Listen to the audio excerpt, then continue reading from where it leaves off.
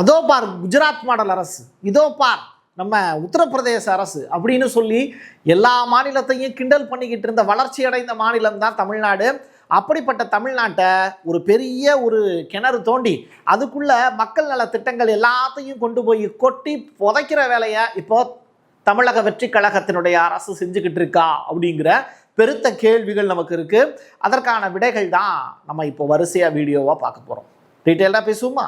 வாங்க பார்க்கலாம் உறவுகளே. இது பிரசாத் சிக்னேச்சர். டிவிக்கே வரணும்னு ஆசைப்பட்டு ரீல்ஸ் போட்ட ஒரு குரூப் இருக்குல்ல, அதுல இந்த அக்காவும் ஒருத்தவங்க, அவங்க பேசுறதை கேளுங்க.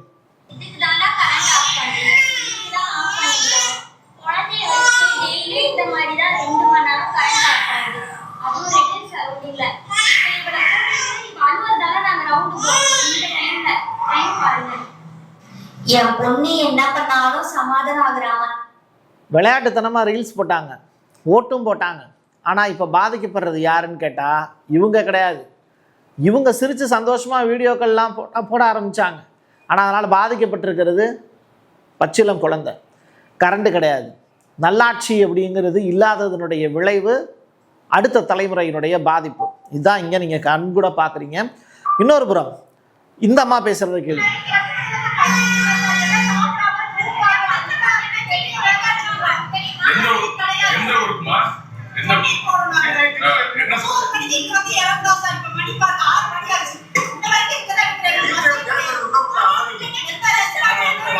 போலீஸ் எல்லா இடத்துலையும் போய் பந்தோபஸ்து கொடுத்துக்கிட்டே இருக்காங்க. ஒரு இடத்துல ப்ராப்ளம் நடக்குது அப்படின்னா போலீஸ் போய் நிற்கிறாங்க. இப்போ எல்லா இடத்துலையும் பிரச்சனை நடக்குது. எவ்வளோ போலீஸ் போய் நின்று எல்லா இடத்துக்கும் எப்படி பாதுகாப்பு கொடுக்குறது? அதே நேரத்தில் இப்போ இந்த அம்மா சொல்லியிருக்கக்கூடிய பஞ்சாயத்துங்கிறது மதுரை மாட்டுத்தாவணியில் இருந்து சென்னை போகிறதுக்கு பஸ் இல்லை. நைட் நேரத்தில் தான் பஸ் இல்லைன்னு சொல்லிட்டு கிளாம்பாக்கத்தில் இருந்து ஒட்டுமொத்த தமிழ்நாடு முழுவதும் இதே பிரச்சனையாக மாறி போயிருந்தது. இது நைட் நேரத்தில் தான் நடக்குதுன்னு பார்த்தா திருவண்ணாமலைக்கு போகிறதுக்கு, கிரிவலம் போகிறதுக்கு மக்களுக்கு வசதிகள் செஞ்சு கொடுக்கணும். அப்போது திருவண்ணாமலை வர போகிறதுக்கு இப்போ வேலூர்லேருந்து திருவண்ணாமலை போகிறதுக்கு பஸ் இருக்குது, ஸ்பெஷல் பஸ் இருக்குது, அதுவும் விடுறதில்லை. அப்போது போக்குவரத்து கழகம் அப்படிங்கிறது இங்கே முழுவதுமாக முடக்கப்பட்டிருக்கக்கூடிய சுச்சுவேஷனை பார்க்க முடியுது. இந்த இடத்துல உங்களுக்கு தெரியாத ஒரு விஷயம் சொல்கிறேன். நீங்கள் தோமுசா அப்படிங்கிற பேர்லாம் கேள்விப்பட்டிருக்கீங்களா என்னன்னு தெரில. இப்போது தொழிலாளர் முன்னேற்ற கழகம்னு ஒன்று இருக்குன்னு வச்சுக்கோங்களேன். இவங்கெல்லாம் ஒரு 50-60 ஆண்டு காலமாக ஏடிஎம்கே டிஎம்கே இதில் தொடர்ச்சியாக உறுப்பினராக இருப்பாங்க. அவங்க பல்லவன் பஸ் டிப்போவில் ஒர்க் பண்ணவங்களாக இருப்பாங்க, ரிட்டையர்ட் ஆனவங்களாக இருப்பாங்க. ரைட்டா? இப்படி டிஎம்கே ஏடிஎம்கேனுடைய சாதனைகளில் அவங்களுடைய குடும்பம் வளர்ச்சி அடைந்த குடும்பமாக இருக்கும். இன்றைக்கி டிவிகே ஆட்சி அப்படிங்கிறது இளைஞர்களால் கொண்டு வந்து உட்கார வைக்கப்பட்ட ஆட்சி. ரைட்டா? அப்போது இந்த வயது முதிர்ந்தவர்கள் ஒரு மிடில் ஏஜை கிராஸ் பண்ணி சில அனுபவங்கள் வாய்ந்தவர்களாக இருப்பாங்கல்ல, அவங்கெல்லாம் சேர்ந்து சில திட்டங்களை செஞ்சுக்கிட்டு இருக்காங்க. அதுவும் டிவிகே அரசை பெரிய அளவில் பாதிக்குது. அரசாங்க ஊழியர்கள் டிஎம்கே தோற்று போச்சுங்கிற கோபத்தில் இந்த மாதிரியான வேலைகள் செய்கிறாங்க அப்படின்னு சொல்லக்கூடியவங்களும் இருக்காங்க. இதில் இருவேறு கருத்துக்கள் இருக்குது. ரெண்டையுமே நான் உங்கள்கிட்ட கொண்டு வந்து சேர்த்துட்றேன். சரி, இன்னொரு புறம் சட்ட ஒழுங்கு முழுமையாக சீர்கெட்டு போயிருக்கு அப்படிங்கிறதுக்கு இதை விட சிறந்த உதாரணம் எதுவும் கிடையாது. நீங்கள் தொலைதூரத்துக்கு பயணம் பண்ணுறீங்க அப்படின்னா ட்ராவல் பண்ணி போகும்போது பெட்ரோல் பங்கு இருக்கும். அங்கே பாத்ரூம் போகிறதுக்கு லேடிஸுக்குன்னு சொல்லிட்டு ஸ்பெஷலாக இருக்காது. ஆனால் பாத்ரூம் கண்டிப்பாக இருக்கும், போயிட்டு வரலாம். பசங்க அந்த இடத்துல பெட்ரோல் பங்கு வாசல்லையே யூரின் போகக்கூடிய கல்ச்சரை இப்போ உருவாக்கியிருக்காங்க. இதை தட்டி கேட்ட அந்த பெட்ரோல் பங்கினுடைய ஓனரை எப்படி அடித்து உதைக்கிறாங்கன்னு பாருங்க. இப்போது என்ன ப்ராப்ளம்னா, இவங்களுக்கு எந்த பிரச்சனையும் இல்லை. நம்ம ஒரு ஃபேமிலியோட ஒரு பெட்ரோல் பங்கில் நம்ம வீட்டு பிள்ளைங்களை கூப்பிட்டு போனோம்னு வச்சுக்கோங்களேன், யாருமே இதை யூஸ் பண்ணக்கூடாது, வெளில போங்கடா அப்படின்னு சொல்லி துரத்தி விட்டுருவாங்க. ஒட்டுமொத்த நாட்டுக்குமே இந்த தற்குறிகளால் ஏகப்பட்ட பஞ்சாயத்து நடந்துக்கிட்டே இருக்குது. அதை பாருங்கள். ஊழியர்களை போட்டு வெளியிலேருந்து பாத்ரூமில் யூரின் போங்கடானா பெட்ரோல் பங்கோட வாசலில் யூரின் போயிருக்காங்க. ரைட்டா? இதான் இங்கே நடந்துக்கிட்டு இருக்குது. இந்த மாதிரியான 18லேருந்து 25 வயசு வரைக்கும் இருக்கக்கூடிய தற்குறிகள் தான் இன்றைக்கி தமிழ்நாட்டையே நாசம் பண்ணிக்கிட்டு இருக்காங்க. கோயம்பேடு பாரில் ஒரு பஞ்சாயத்து. பெண்கள்லாம் குடிக்கக்கூடாது அப்படின்னு சொல்கிறதுக்கு நமக்கு உரிமை கிடையாது. ஆனால் குடித்ததுனால வரக்கூடிய விளைவுகள் என்ன அப்படிங்கிறத நீங்கள் பாருங்கள். பசங்களும் தான் குடிச்சிருக்காங்க. ஆனால் அவங்க குடிச்சிட்டு என்ன தெரியுமா பண்ணியிருக்காங்க? கோயம்பேடு பாரில் ஒரு பஞ்சாயத்து. பாரில் குடிச்சிட்டு வெளியில் வந்திருக்கக்கூடிய ஒரு பெண்ணு மேலே டைரெக்டாக உள்ளுக்குள்ளே பாருக்குள்ளே நடந்த பிரச்சனையை மையமாக வச்சு காரை ஏற்றி கொலை செய்கிறாங்க. இது எல்லாமே தமிழ்நாட்டினுடைய தலைநகரத்தில் நடக்குது. செக்ரட்டேரியட்லையும் மற்ற இடங்கள்லையும் சொகுசாக உட்காந்துக்கிட்டு இருக்கக்கூடிய அரசாங்க அலுவலர்கள் இல்லை அமைச்சர்கள் இந்த எம்எல்ஏக்கள் இதெல்லாம் கொஞ்சம் பாருங்கள். இன்றைக்கி ஒரு வீடியோ ஒன்று பார்த்தேன். யாருன்னா தாவேகாவினுடைய எம்எல்ஏ ஒருத்தர் சிட்டிங்கில் வந்து உட்கார வைக்கிறதுக்காக ஆனந்த் வர்றார். சரியா, அவர் ஆட்டோ ஓட்டுநர் எம்எல்ஏ ஆகிட்டாராம். ஆனந்தை உட்கார வைக்கிறதுக்கான வேலையை செஞ்சுக்கிட்டு இருக்கார். ஐயா உட்கார நீ தாண்டா உட்காரணும் அப்படிங்கிற மாதிரி ஆனந்த் ரொம்ப கடிந்து பேசி அந்த எம்எல்ஏவை உட்கார வச்சார். ஸோ எம்எல்ஏ சீட்டில் யார் உட்காரணும், அந்த இடத்துல தனக்கு என்ன பொறுப்பு அப்படின்னு தெரியாதவங்க தான் இந்த இடத்துல எம்எல்ஏவாக இருக்காங்கங்கிறது வேதனை தகுந்த விஷயம். இதுக்கான ப்ரூஃப்லாம் நிறையா இருக்குது, நீங்கள் எடுத்து நெட்டில் எடுத்து பார்க்கலாம். ஸோ இந்த அம்மா வந்து அந்த பொண்ணை பறி கொடுத்துட்டு உட்காந்து கதறி அழுகுறாங்க. ஊர் விட்டு ஊர் வந்து பிழைக்கிறதுக்காக அனுப்பிச்சி வச்சேன், ஆனால் இன்றைக்கி என் பிள்ளைய பணமாக அனுப்பிச்சி வச்சுருக்காங்க அப்படின்னு. இதை விட பெரிய கொடுமை என்ன தெரியுமா, தொடர்ச்சியாக இந்த லாக்அப் டெத் அப்படிங்கிற வார்த்தைகள் நீங்கள் பயன்பாட்டில் தான் வச்சுருப்பீங்க. போலீஸ் தாக்கியதால் இளைஞர் வந்து தற்கொலை, ரைட்டா, போலீஸார் மீது உரிய நடவடிக்கை எடுக்கணும் அப்படின்னு சொல்லி உறவினர்கள் திருச்சியில் ஒரு பெரிய சாலை மறியல் போராட்டத்தில் ஈடுபடுறாங்க. அந்த காட்சிகளை பாருங்கள். சம்பந்தம் இல்லாத குற்றங்களுக்கு, செய்யாத தவறுக்கு இவரை வந்து காவல் நிலையத்துல வச்சு சூக்காலால காவலர்கள் வந்து மிதிச்சதா சொல்லி பாதி இறந்து போன நபர் வந்து அவங்க மனைவிட்ட சொல்லியிருக்காங்க. நெஞ்சில உழைச்சதாகவும் தலையில மிதிச்சதாகவும் இறந்து போனவர் வந்து அவங்களோட மனைவிட்ட வந்து புகாரா வந்து சொல்லியிருக்காங்க.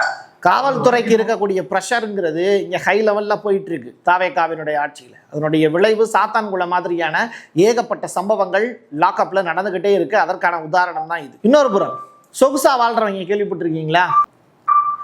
இந்த கலர் என்ன கலர்னு தெரியுதா உங்களுக்கு? தாவேகாவினுடைய கொடியோட கலர் இருக்குல்ல, அதுதான். இது எங்கே தெரியுமா அடிச்சு வச்சிருக்காங்க? சட்டமன்ற உறுப்பினர் அலுவலகம், திருவெரும்பூர் அப்படிங்கிற ஏரியாவில்.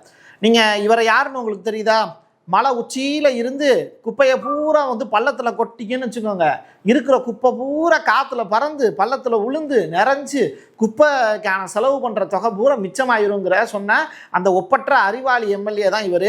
அப்படிப்பட்டவர் தன்னுடைய கட்சி அலுவலகத்துக்கு அவர் வந்து ஏதோ படம் வரைகிறாருன்னா ஓகே, ஆனால் சட்டமன்ற அலுவலகம் எம்எல்ஏ ஆஃபீஸுங்கிறது கவர்மெண்டோடதுங்க.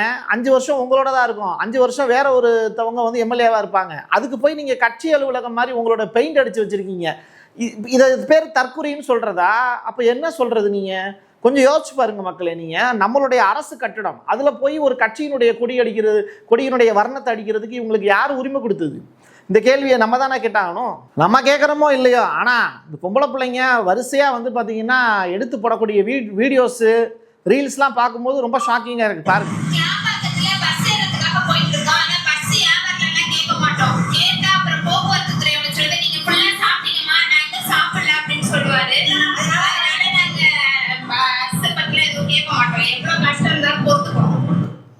அதான் எவ்வளோ கஷ்டமாக இருந்தாலும் நாங்கள் பொறுத்துக்குவோம். ஏன்னா தாவேகாவினுடைய ஆட்சி இருந்தாலும் அவங்க சொல்கிறது வந்து போக்குவரத்து துறை அமைச்சரை கிரிட்டிசைஸ் பண்ணி கிண்டல் பண்ணி தான் அவங்க பேசுகிறாங்கங்கிறத நீங்கள் புரிஞ்சுக்க முடியும். இன்னொரு புறம் ஊட்டியில் நடக்கக்கூடிய நிகழ்வு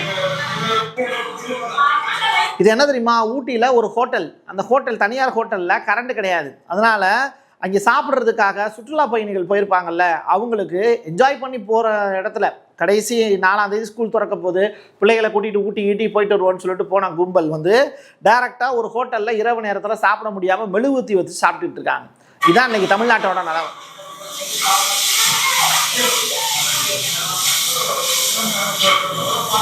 பாவம் சின்ன பிள்ளைங்க முதற்கொண்டு பெரிய அளவில் சிரமப்பட்டுக்கிட்டு இருக்கு.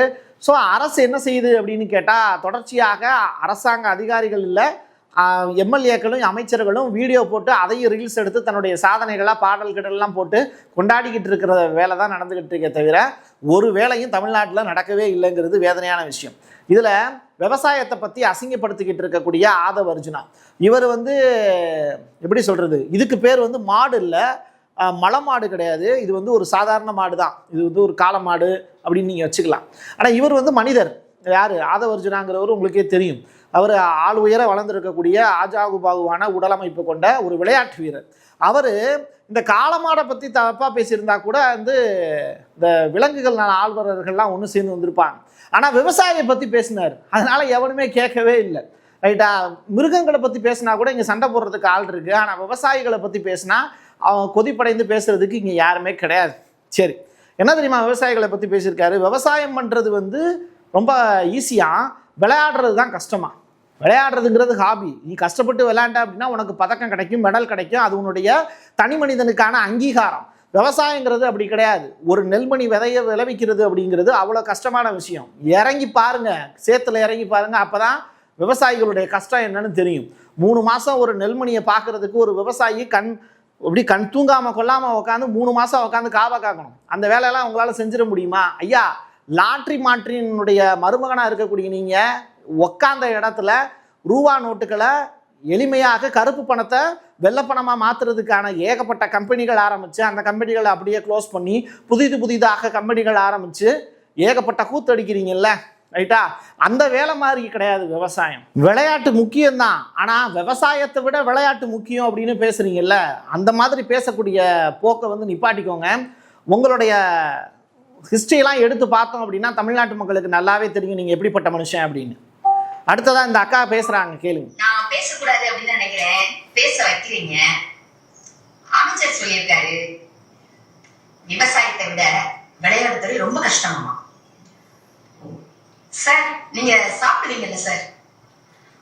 சோறு கீறு சாப்பிடுவீங்களான்னு கேக்குறாரு. பெரிய லெவல்ல பீஸா, பர்கர், பன்னு, பிரெட் இந்த மாதிரி சாப்பிடுவீங்க. ஓகே. ஆனா விளையாட்டுல இருக்கிற குழந்தைகள் எல்லாமே பாத்தீங்கன்னா ஸ்டூடெண்ட்ஸ் எல்லாமே நடுத்தர வர்க்கத்தை சேர்ந்தவங்க. அவங்களுக்கு உங்களால ஈக்குவலா வாங்கி தர முடியுமா? முடியாதுல்ல. அது மட்டும் இல்லாம முதல்ல ரெண்டாவது இந்த அக்கா சொல்ல வந்த விஷயத்துல ஒரு முக்கியமான விஷயம் என்னன்னா, பீஸா பர்கர்லாம் பத்தி பேசினாங்க. விளையாட்டு வீராங்கனைகளோட உட்காந்து ஓப்பனிங் டேல நேரு விளையாட்டு அரங்கத்தில் உட்காந்து சாப்பிட்டார், ஞாபகம் இருக்காது உங்களுக்கு? எல்லா பிள்ளைகளும் இட்லி சாப்பிடுது, பொதுவாக சமைக்கப்பட்ட சாப்பாடு. அந்த இட்லியை நீ உட்காந்து சாப்பிட வேண்டியதானே? நீ மட்டும் தனியாக போய் உட்காந்து அதே இடத்துல ஒரு கத்தி ஒன்று வச்சுக்கிட்டு அதில் வந்து பிரெட்டையும் ஜாமையும் வலிச்சு நக்குனீங்கல்ல. அந்த தெம்பு வேணும்னா ஆரோக்கியமான உணவு வேணும். அந்த ஆரோக்கியமான உணவு வேணும்னா விவசாயம் பண்ணா மட்டும்தான் முடியும். அந்த விவசாயி இருந்தாதான் அந்த ஆரோக்கியமான உணவே கிடைக்கும். ஈக்குவல் ரைட்ஸ் அப்படிங்கிறது இங்கே யாருக்கும் நீங்கள் கொடுக்கறதே கிடையாது. அது தாவேக்கா ஆட்சி அப்படிங்கிறது கிடையாது. ஆதவர்ஜுனா எங்கேருந்து வந்தார், என்ன செஞ்சுக்கிட்டு இருக்காரு அப்படிங்கிறத மக்கள் பார்த்துக்கிட்டு தான் இருக்காங்க. 5 வருஷம் ஆடக்கூடிய ஆட்டம் அப்படிங்கிறது எவ்வளோ பெருசாக போகுது அப்படிங்கிறத பார்ப்போம். அது 6 மாதத்துலேயே முடிஞ்சிருமா அப்படிங்கிறத மக்களே முடிவு பண்ணுவாங்க. மதுவிலக்குத்துறை அமைச்சர் ஆதவர்ஜுனா வந்து விவசாயம் பண்றது ரொம்ப ஈஸியே, விளையாடுறதுதான் ரொம்ப கஷ்டம்னு சொன்னீங்க. அதை பத்தி நீங்க என்ன நினைக்கிறீங்க? அவங்க வந்து விவசாயத்தை வந்து ஒரு நாளைக்கு செஞ்சு பார்த்தா கஷ்டம் என்னன்னு தெரியும். நாங்க மழையோ வெயிலோ இடியும் மின்னலும் எல்லாத்துக்கும் வேலை செய்யறோங்க. இவரும் விவசாயி தான். இதுல இன்னும் பெரிய கூத்து என்ன தெரியுமா? இருக்கிறதுலையே ரொம்ப ஒதுக்கப்பட்ட தாழ்த்தப்பட்ட ஒரு துறை எது அப்படின்னா இந்த மது ஒழிப்புத்துறை தான் அப்படின்னு இவரே சொல்றார். டாஸ்மாக் தானா? ஏன்னா டாஸ்மாக் துறையில் ஒரு அமைச்சராகவோ எம்எல்ஏவோ இருக்கிறது அவ்வளோ பெரிய அசிங்கம் அப்படிங்கிறத அவரே சொல்கிறாரு, ரைட்டா? ஸோ மதுவிலக்குத்துறை அமைச்சர் விக்னேஷ் அவர்கள் பேசி இருக்கக்கூடிய காட்சிகள் வந்து பாருங்க. தாழ்த்தப்பட்ட அப்படிங்கிற வார்த்தையே வந்து தவறான வார்த்தை. முத காரியம்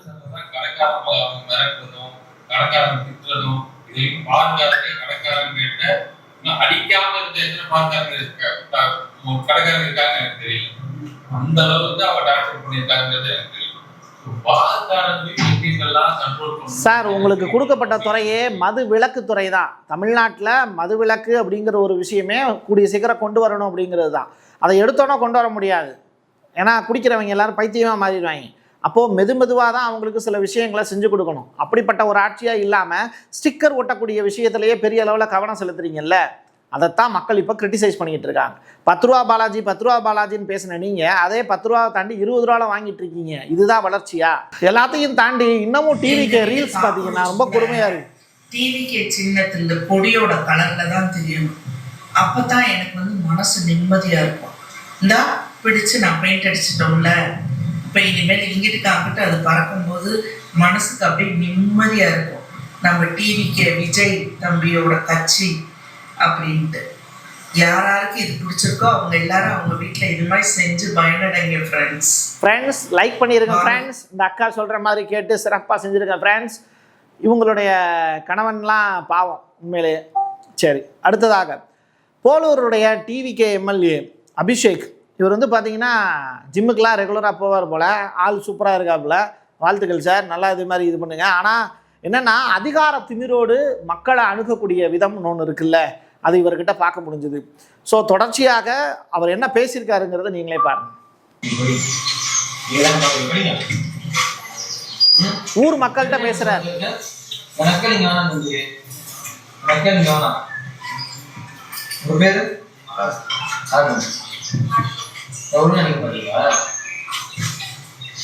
நேரா நிக்க மாட்டியா?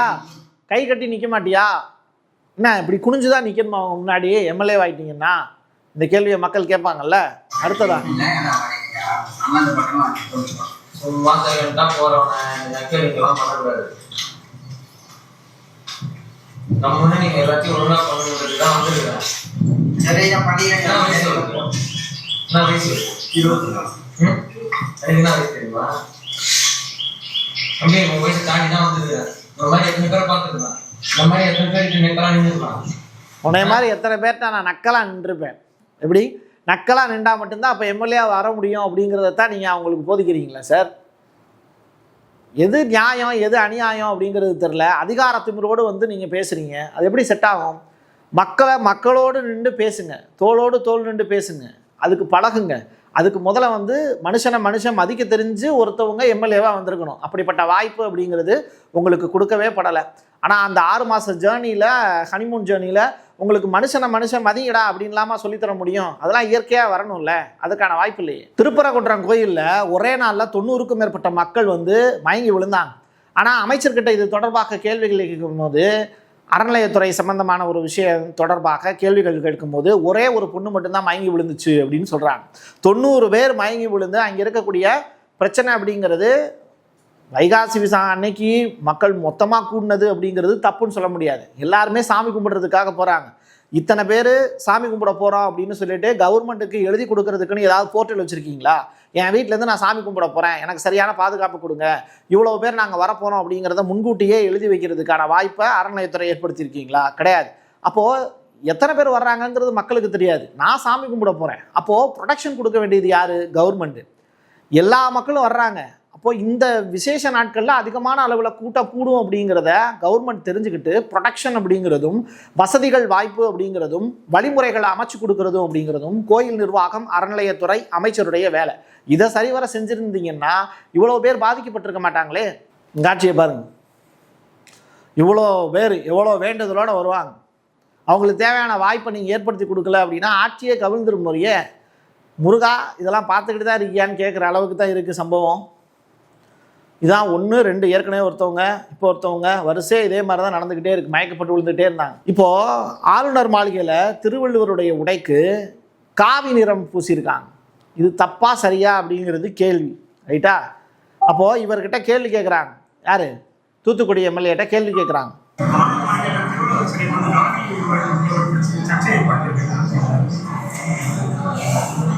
அதை பற்றி இப்போ பேச வேணாம். அதை பற்றி இப்போ பேச வேணாம். எப்படி காவி உடை உதித்திருந்ததை பற்றி இப்போ பேச வேணாம். வேறு எப்போ பேசுறது? பதிலும் தெரியாது, கேள்வியும் புரியாது. ஆனால் அதை பற்றி பேச வேணாம் அப்படின்னு சொல்லிட்டு எலெக்ஷனுக்கு முன்னாடி முறுக்கு சுட்டுக்கிட்டு இருந்தவர் எங்கே? தூத்துக்குடி மாவட்டத்தில். சரியா?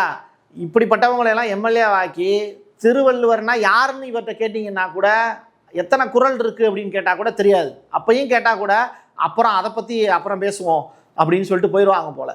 So இப்படிப்பட்டவங்களா MLA ஆக்கியிருக்கோம். மக்களே கொஞ்சம் யோசிச்சு பாருங்க நம்முடைய நிலைமையை. ஒவ்வொரு நாளும் நடக்கக்கூடிய கூத்துக்கள் அப்படிங்கிறது சொல்லி மாளாது. தகுதியற்ற ஒரு அமைச்சரவையும் சரி, தகுதியற்ற எம்எல்ஏக்களையும் தேர்ந்தெடுத்து தமிழ்நாட்டு மக்கள் பெரிய தப்பு செஞ்சுருக்காங்க அப்படிங்கிறத உணர வேண்டிய காலகட்டத்தில் தான் நம்ம வாழ்ந்துக்கிட்டு இருக்கோம். இதெல்லாம் மாற்றணும் அப்படின்னு தான் நம்ம ஆசைப்படுறோம். ஆனால் இந்த மாற்றம் அப்படிங்கிறது பெரிய ஏமாற்றமாக இருக்குங்கிறது தான் வருந்தத்தக்க செய்தி. என் கையெழுத்து என் மக்களுக்கானது உறவுகளை மீண்டும் ஒரு பதிவில் சந்திக்கலாம். நன்றி, வணக்கம்.